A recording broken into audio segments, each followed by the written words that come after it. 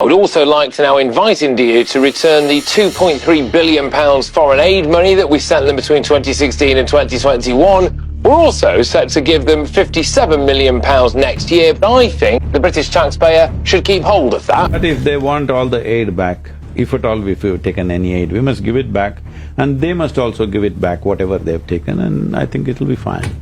And we're not talking only about Kohinoor. No, they did not come to a country where there was poverty. They came to a very rich land. Every European ship was aimed at India. Somebody made a mistake and landed up in United States or North America, all right? So everybody wanted to come to India because of its poverty. Everybody wanted to come to India because it was the wealthiest nation. 22 minutes are over. And Sadhguruji doesn't want to get into controversy. No. Let me also ask you, India this year has had major achievements to its credit, and just a few days ago, Chandrayaan-3, the project, the mission was a success, and we had the ISRO getting the breakthrough. But there came up an old video of a British anchor asking and making a point that India should return all the foreign aid that it has got. I think we can return. They should also return what they've taken. We should also return what we have taken. Very good deal for me. But they say in a country where there is poverty, why is so much money being wasted? They must know they did not come to a country where there was poverty. They came to a very rich land. Every European ship was aimed at India. Somebody made a mistake and landed up in United States or North America, all right? So everybody wanted to come to India because of its poverty. Everybody wanted to come to India because it was the wealthiest nation. Well, they left us as one of the poorest nations on the planet, but now we are coming up. Naturally, these things are there in human beings, what to do, unfortunately. But if they want all the aid back, if at all we've taken any aid, we must give it back, and they must also give it back, whatever they've taken, and I think it'll be fine. And we're not talking only about Kohinoor. No, we're talking about that one we can give as a gift to them because it's on the crown. So let it be. An Indian diamond on the British crown is a great thing. Do you find it awkward, or do you find it odd that the British Prime Minister is of Indian origin? He says Jai Siya Ram, he does the Gau Puja, but nobody calls him non-secular in Britain. But if our Prime Minister does any puja, he's called non-secular, including, when he went for the foundation stone laying of the Ram Mandir in Ayodhya. So about the British Prime Minister being Hindu is most appropriate because the British have taken to the Indian curry. Naturally, someone of Indian origin has to be in charge, and it is not an Indian population or Indian origin population who elected him, it's the British who have elected him one way or the other. So, somebody has gotten there out of his competence, you shouldn't make fuss about that. As to what he is personally, the same goes for our Prime Minister, he's gotten there out of his competence. Nobody should bother what his private life is and what he worships, what he doesn't worship, is nobody's business. And even today, in the British way of doing things, for anything they have to go to the king, it's still a monarchy. You can't eat dinner, even if the world leaders are there, till the chaplain comes and says the prayer.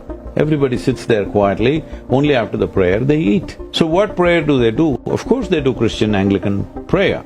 So in India, what do you do? Naturally, whatever is the culturally thing, but most of our prayers are not prayers, our prayers are invocation, general well-being of the human being, not aimed towards anything particular. And above all, we are not dogmatic and we are not sectarian. When we say Vasudhaivaka Kutumbakam, we are clearly saying this is not a dogma because we have been cultured and curated for a long time in our own home. Our mother will worship one god, our father will worship one god, every sibling will worship another god. When our uncle comes, we have to set up a separate god for him. We had never any problem. So, oh, uncle is coming, this new god has to come today, otherwise he will not know how to worship, so we'll set it up. This was true in our families. Uncle is coming, he doesn't worship the gods that our people are worshipping, a new god will be installed for him. So we never had this problem because how you connect with something is not our issue, how you are is the only issue. I think we should get the whole world there, that how you are right now, how inclusive you are, how wonderful you are is more important than how you're trying to get there. In the world, our standing has gone up significantly in the last 10-15 years' time, for sure, significantly. Where doors used to close in our faces simply because we're Indian is today all open. People are saying, oh, Indian, suddenly a different kind of welcome wherever you go. Well, no, I don't knock on the doors, I always break down doors and go where I go. I don't wait for them to open it.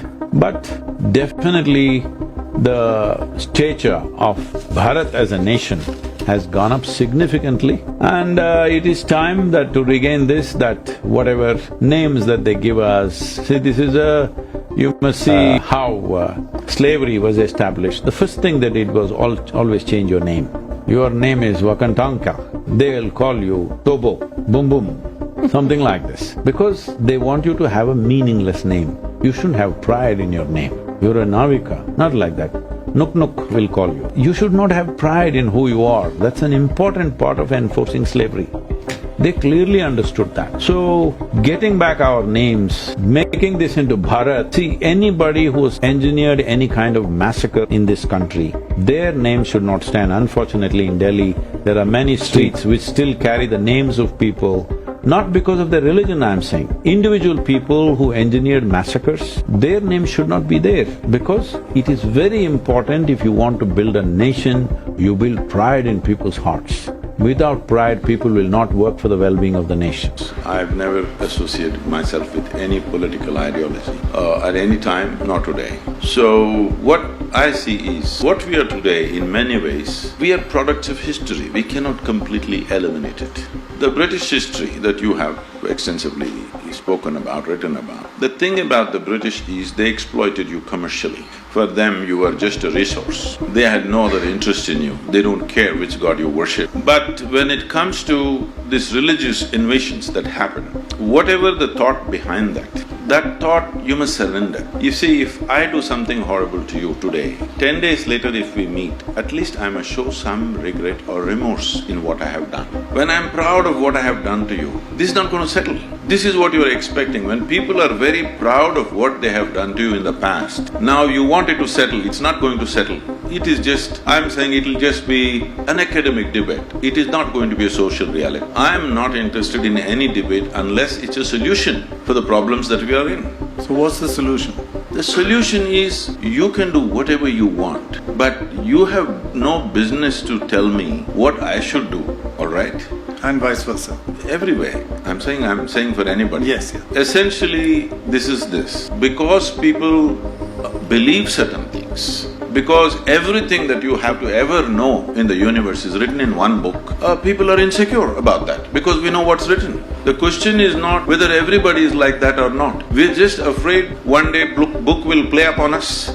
So one thing that you have to do is, first thing, whatever the past cruelties that have been done, many things, it's not a simple process. Right. See, people have forgotten what has happened in this Delhi, what has happened in one afternoon. One afternoon, 20,000 people were killed 3 centuries ago. People have not forgotten these things because they know what will happen to them. And what has happened in Kashmir, people have not forgotten. Maybe people try to act like it didn't happen, but it has happened. So, if the demographics don't change, you will see everything will settle down. The thing is, continuously people in a very strategic way trying to change the demographic dynamic. Now people are afraid because they know if the numbers increase, what will happen to them? So just don't do that one thing, you will see all problems will settle, believe me. I know the communities very well. We don't really have a problem what god you worship, because in the same family there are 32 gods and goddesses. And there is Ishvara Allah Tero Naam. No, that's okay, but I'm saying even before that. Yeah. See,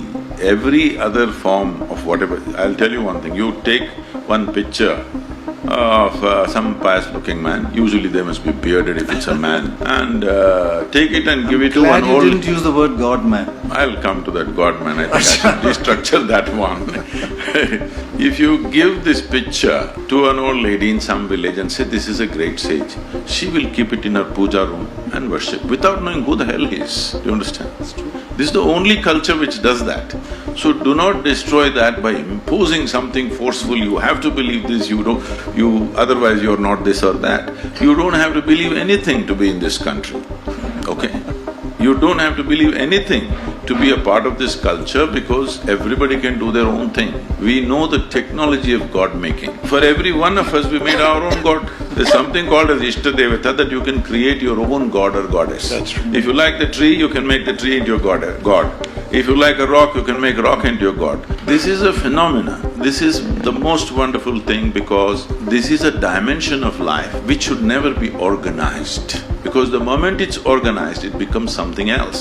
So this we realized from ancient time and we made it in such a way it can never be organized. There is a desperate attempt to organize it, but it's not working anyway. You cannot organize it because to organize something you need one particular belief system. There is no particular belief system in this country. Sadhguruji, you've said a very profound statement, but many will see Yeah, you said that was the politics. last question. 22 minutes are over.